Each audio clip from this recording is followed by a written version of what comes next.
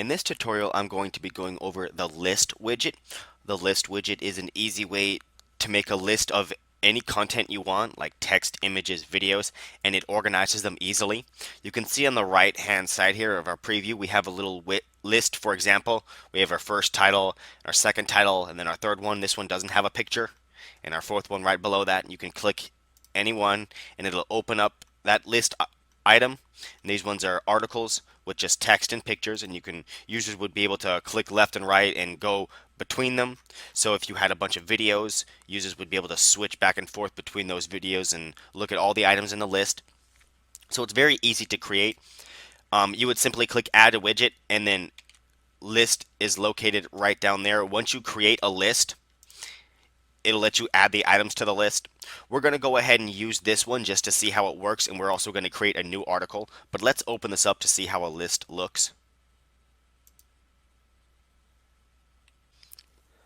You can see our items right here, and they match up to our list on the right hand side. There's our different titles, our title 1, 2, and 3, and 4, and the pictures.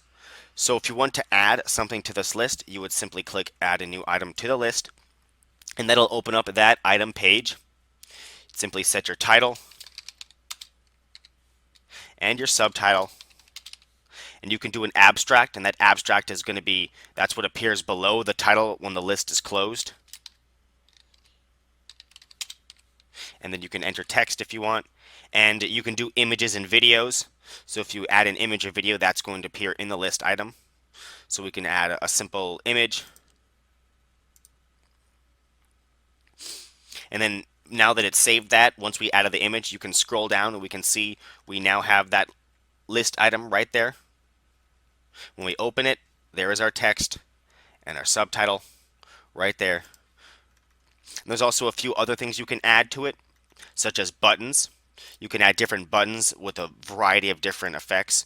Simply watch the buttons tutorial in order to understand more of those. You can also add tags. Now, tags, for those that are not familiar, they basically add a particular keyword or phrase and associate it with this list item.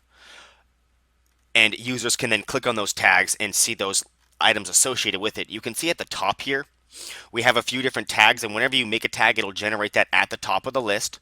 So all of these tags are associated with different list items. So when we click one, it'll show us that list item associated with that tag. So if we wanted to make a tag for this, we can do tag 5, for example, and it'll say new because this is a new tag that I have not created for this widget. Once you create it, it'll no longer be new, and it'll show up at the top there.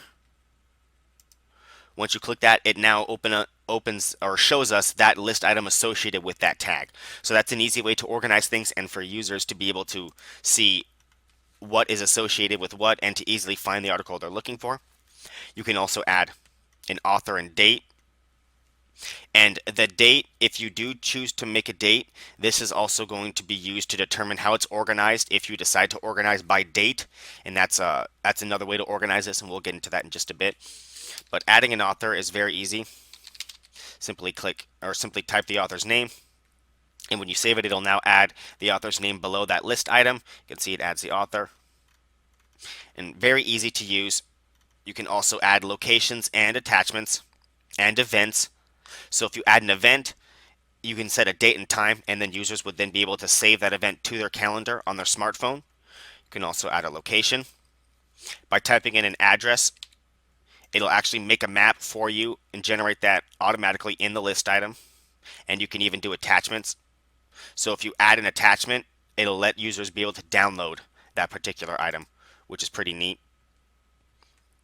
So you can see we added a map here. Once we go down and open up that list item, scroll down, the map is now right down there at the bottom. So it's very easy to add items to the list. Once you have all of the content you want on that particular list item, you would simply make sure everything is saved, and then you would go back to the widget page, and then you can continue adding more items. You can go back to the list widget by clicking the menu at the top here, or clicking the back button down at the bottom. Once you're back in the main list menu, you can then add new items to the list as you desire. Or if you're done adding items to the list, you can organize them with the other tabs here. This search and orders tab will let you add a search form and add and organize the pages. So if you click this switch, this is going to add a search form right at the top here. Users would then be able to search for particular tags or keywords within particular titles. That's an easy way to organize and search for things. And if you want to add pages, you can simply determine the items per page. So right now we just have all of the list items out in one list. So if we want to add only 2 per page, we can make it so that it only shows 2, and then users would then have to switch pages. So there's 2, and then they can switch pages back and forth, and then it'll take them to the other articles. And you can determine how the pages are organized with this button. You can show either normal pages where they switch back and forth, or they can do a show more button. And what this does is this is going to make everything load in one line. You would simply scroll down and click the show more button at the bottom. See how it says show more? When users click that, it'll load more items down the line. So it all depends on how you want to organize it. It's pretty easy. And you can determine the order that it's organized right here in the items order dropdown. You can either do it manually, which is what it is now. In this case, you can actually click and drag these titles to reorganize them. You see that once I drag that down, it reorganizes everything manually. You can do that, or you can do it by date, oldest to most recent, or most recent to oldest, and that's determined by the date that you would make in the list item itself, and would organize that automatically by date. And you can also add additional tabs, such as maps and markers, maps with markers or calendars, or even add an RSS feed. And though that's additional training that's going to go over separately, because RSS is a separate training.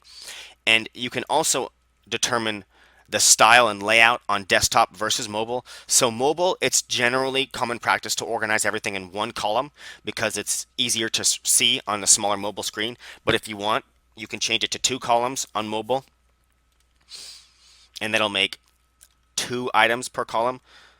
In this case, when you click show more, now it shows the 2 items next to each other. And you can do this on desktop versus mobile separately.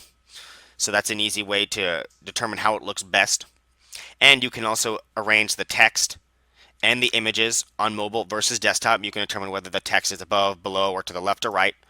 And the image shape as well. Generally, the standard shape is square, but you can also shave off the corners and do rounded corners as well. You'll see all the images now, it's more rounded images. See that? More rounded corners. So there's a few different ways to organize this, and you can even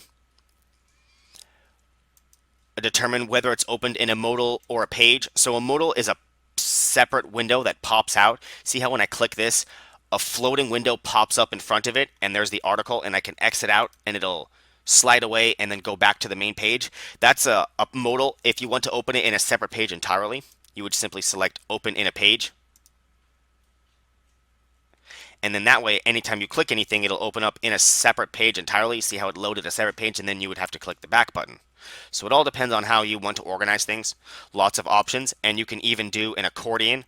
So let me just get rid of the pages here, make everything 0. And then if you want to make everything an accordion, that's going to kind of scrunch it up in one column. Well, it'll be 2 columns because we set 2 on mobile. But it scrunches them up into a lot smaller titles here, and now if you were to click one, it'll open it up accordion style, and that's what that means, because accordions open and close. So that'll open it up separately, and then you can also determine if it's already opened by showing the accordion items as opened, in which case they'll load already all opened. So there's lots of ways to organize this, lots of different options for lists. The additional options are just like all the other widgets. You can determine whether it's mobile only or desktop only, or if they have to be logged in. And the additional styles let you organize with some more CSS and backgrounds. So very easy to use. You would simply add the list widget, put all of your different items independently, and then you would organize them in the search and the list style and layout tabs. And once everything's all organized, you're all set and you're ready to go.